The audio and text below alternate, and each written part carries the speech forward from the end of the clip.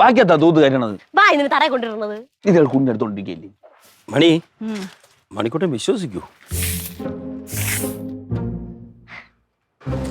നന്നായി നന്നായിട്ട് പണിയെടുക്കൂ കുട്ടി.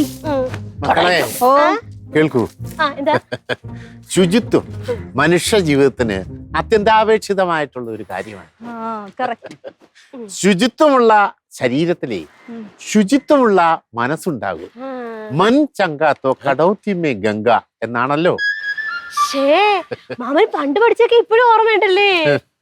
നമുക്ക് ഇവിടെ കുറച്ച് റീഅറേഞ്ച്മെന്റ് ഒക്കെ നടത്തിയാലോ? ഈ വലിയ ചെടിച്ചട്ടികളുടെ ഇടയിലേ ഈ ഒരു ചെറിയ ചെടിച്ചട്ടി ഇരിക്കുമ്പോ ഒരു സുഖമില്ല.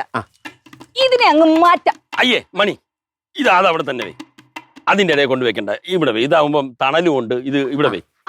അത് ശരിയാണ്. അത് ശരിയൊന്നുമല്ല.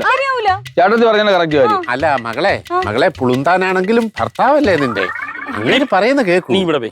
ഇത് ഇവിടെ ഇല്ല, ഞാൻ വേറെ എവിടെയെങ്കിലും കൊണ്ടുപോയി. മണിക്കുട്ടി പറയണേക്ക് അവിടെ കൊണ്ട് വെക്കണ്ട. ഇതാവുമ്പോ നല്ല സ്ഥലമുണ്ട്, അതിന്റെ ഇടയിൽ കൊണ്ട് കുത്തിക്കയറ്റി വെക്കുന്നത്. അവിടെ ഇരുന്ന സുഖമില്ല. ആ ഒരു കൊറേ വലിയ ചെടിച്ചട്ടി ആവുമ്പോഴേ ഇത് അവിടെ ഇരിക്കുമ്പോ അളിയാ മകനെ ഭാര്യയല്ലേ, ഭാര്യ പറയുന്ന അംഗീകരിക്കൂ. ഇവിടെ അല്ലേ ഇത്ര നേരം ഇരുന്നത്, നീ അവിടെ പോയി. ഈ ഗാർഡൻ എന്റെ അല്ലേ, അപ്പൊ ഞാനല്ലേ തീരുമാനിക്കണം. അപ്പൊ ഞാൻ ഇതേ കാശ് കൊടുത്ത് വാങ്ങിക്കണ ഞാനാണ്, അല്ല നീ അല്ല. നീ ഇവിടെ പോയി.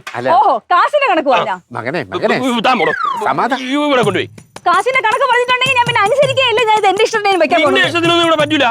ഇത് ഇവിടെ വെച്ചാ മതി. പറ്റൂല, ഇവിടെ വെച്ചാ മതി. ഇവിടെ വെച്ചാ മതി. ഇവിടെ വെച്ചാ മതി. ഒരു കാര്യം ഞാൻ തീരുമാനമാക്കി, അത് അവിടെ വെച്ചില്ലെങ്കിൽ എവിടെ ഇരിക്കണ്ട, എവിടെ ഇരിക്കണം ഞാൻ കാണിച്ചേട്ടെ.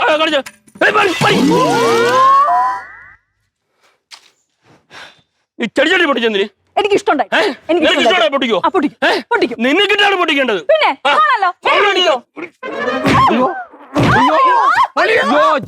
കൊന്നേ